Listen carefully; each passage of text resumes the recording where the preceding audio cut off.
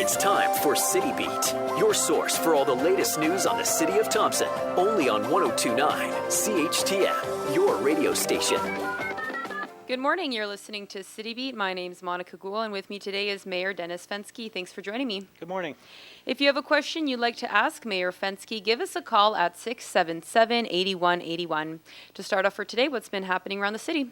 Well, I think just, again, for the safety share, we've got really bad ice surfaces or ice conditions, both on the rivers and the lakes. We had an incident last weekend, and again, just reminding people the mild weather is continuing. It's having impacts all around the city, and I just want to encourage people to be careful when you're walking. There's lots of slip and fall opportunities and driving as well, and please stay off of the ice, both on the rivers and lakes. For sure. And on that topic, what impact has the milder weather had on the city? In particular, maybe our snow clearing budget. Are we maybe saving more money potentially there? What's going on? Well, in our situation, unlike City of Winnipeg, where it's mostly contracted, so there would be a cost savings. Our people who normally would do snow removal right now are concentrating on water breaks. We've had a number of the last week, so the labor is still incurred. We would be saving on salt and sand, that we would use to apply. So right now there isn't really a great big savings other than in the spring. Hopefully if we don't get as much snowfall there, then there won't be as much cleanup in the spring. Okay.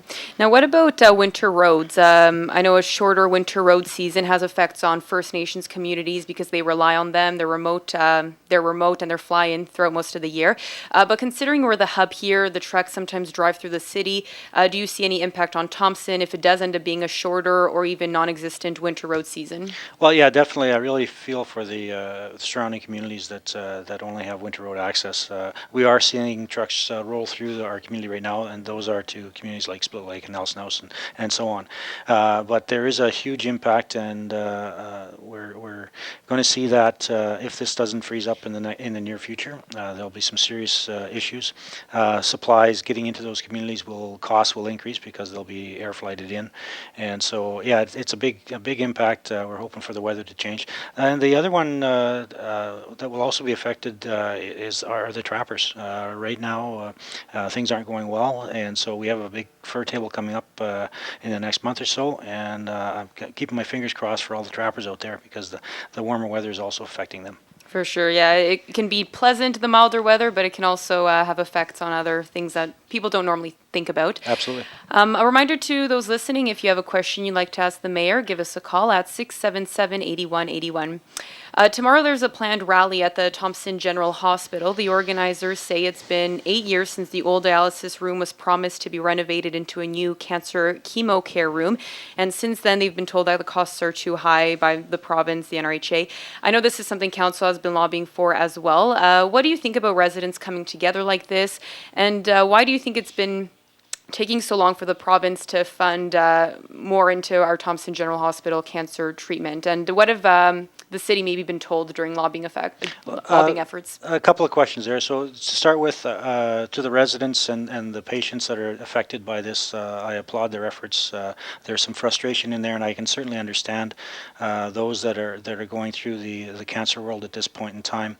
That's their focus. That's their day-to-day life, and so not to have the facilities that they require, it can be very frustrating.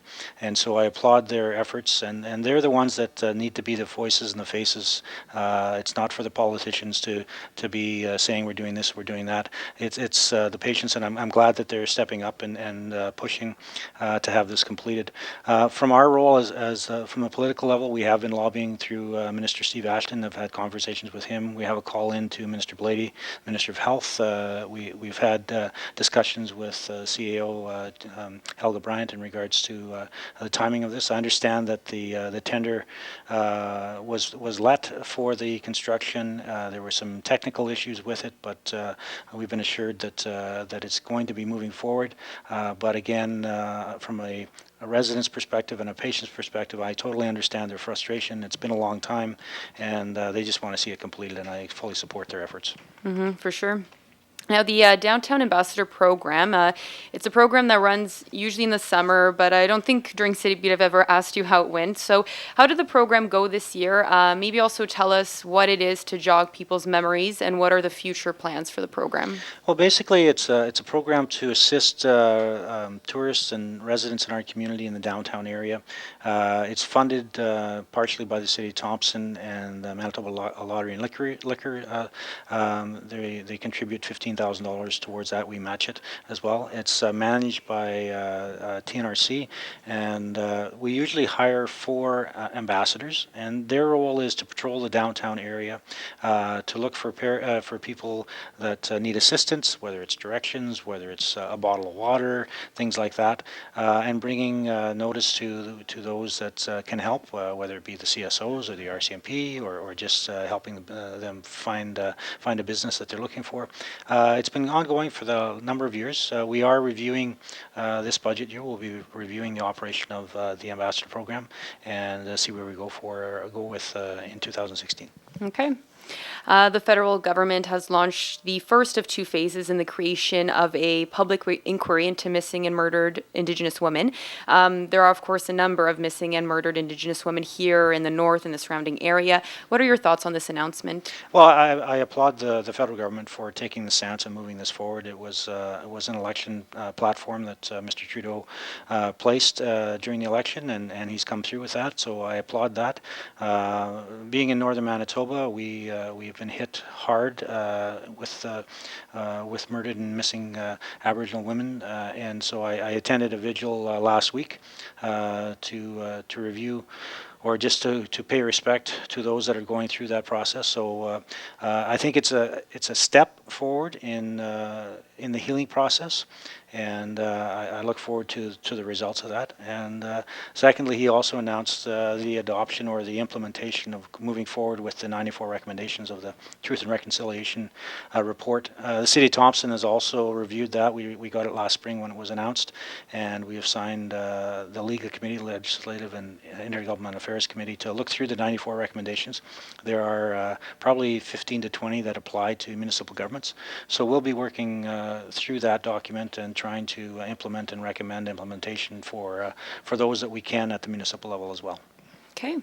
Santa Claus Parade, it was saved by Thompsonites. What do you think about the residents coming together and getting a parade happening this year? Well, I think it's kudos to the residents, and that's what it's all about. Is these events are volunteer driven.